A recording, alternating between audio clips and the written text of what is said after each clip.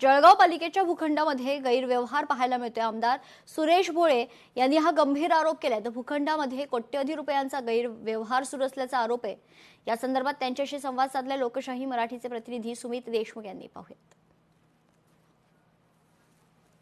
जळगाव महानगरपालिका अखत्यारीत असलेल्या कथित खुला भूखंड घोटाळ्यासंदर्भातली तक्रार जळगाव शहराचे आमदार सुरेश भोळे यांनी मुख्यमंत्री देवेंद्र फडणवीस यांच्याकडे केली होती। त्यानंतर एसआयटी चौकशी देखील या ठिकाणी लावण्यात आलेली आहे। या संदर्भात बातचीत करण्यासाठी आपल्यासोबत जळगाव शहराचे जे आमदार आहेत सुरेश दामू भोळे ते आपल्यासोबत जुळले आहेत। या दोन प्रकारचे भूखंडाचा विषय आहे। एक आम्ही एसआयटी चौकशी जो खाजामिया चौक आहे त्याच्यात जे डेव्हलपर आहे की त्यांनी फक्त 50 लाखात 4 एकर जमीन घेण्याचा प्रयत्न केलेला आहे।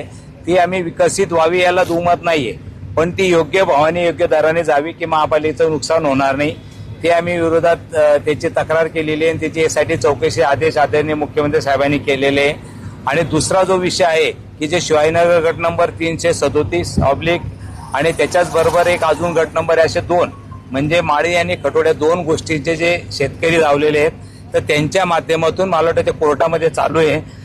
त्याचा सुद्धा व्हॅल्युएशन चुकीच्या पद्धतीने काढली गेली। उद्या काय होईल मला माहित नाही, पण या माध्यमातून बघत असाल तुम्ही तर हा जनतेच्या पैशाची लूट होईल ते आमचं कर्तव्य आहे, म्हणून आम्ही याला विरोध केलेला आहे।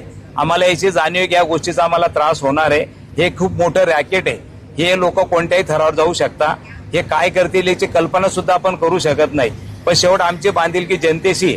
त्याच्यामुळे आम्ही जनतेच्या दरबारात गेलेलो आहे आणि भविष्यात जर कोर्टातून कुठून न्याय नाही मिळाला तर जनतेसमोर आम्ही आंदोलन करू, उपोषणाला सुद्धा बसू। पण मला वाटतं या पैशाचा दुरुपयोग होऊ नये एवढा आमचा शेवटचा प्रयत्न असेल। सुमित देशमुख, लोकशाही मराठी, जळगाव। जळगाव आणि साखरेच्या दरवाढीचा उद्योगांना मोठा फटका पाहायला मिळतोय। साखरेवर अवलंबून असलेले उद्योग आता ठप्प झालेत। उद्योगांचं उत्पादन 90% घटलंय। याचाच आढावा घेत उद्योजकांशी संवाद साधलाय लोकशाही मराठीचे प्रतिनिधी सुमित देशमुख यांनी। पाहूयात। अचानकपणे साखरीच्या दरात मोठ्या प्रमाणात वाढ झाल्याने सर्वसामान्यांच्या खिशाला मोठी झळ या ठिकाणी बसत आहेत। तर साखरीचे दर आता 70 रुपयापर्यंत गेल्यामुळे कुठेतरी या फूड प्रोसेसिंग फॅक्टरी जी आहे, कंपन्या ज्या आहे याच्यावरती देखील मोठा हातोडा पडल्याचं पाहायला मिळत आहे। आपण जळगावच्या MIDC या फूड फॅक्टरीमध्ये आहोत। आपल्यासोबत या फूड प्रोसेसिंगचे जे मालक आहेत फॅक्टरीचे सुनीलजी पाटील आपल्यासोबत जुळलेत। आपण ते त्यांच्याशी संवाद साधूया। याचा परिणाम आमच्या प्रोडक्शन कॉस्टवर होत आहे। जसं आम्ही जेव्हा 45 रुपये शुगरचा रेट होता तेव्हा आम्ही ऑर्डर घेतलेली आहे आणि अचानक रेट 70 रुपयापर्यंत गेला।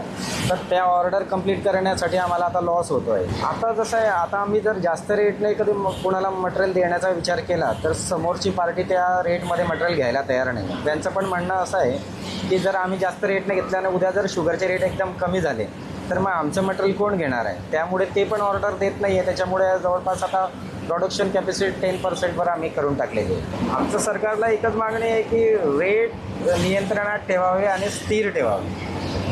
स्थिर रेट असले तर आम्हाला समोरच्या पार्टीला रेट कोट करता येतील व्यवस्थित, जेणेकरून आम्ही तो बिझनेस व्यवस्थित चालवू शकतो। जर रेटच फ्लक्च्युएट होत राहिले तर आम्हाला उद्या काय रेट द्यायचा, आज काय रेट द्यायचा हे मोठा प्रॉब्लेम होतो। आता सरकार यावर काय निर्णय घेतं हे पाहणं तितकंच महत्त्वाचं ठरणार आहे। सुमित देशमुख, लोकशाही मराठी, जळगाव। लोकशाही मराठी ऐका, पहा, जागरूक रहा।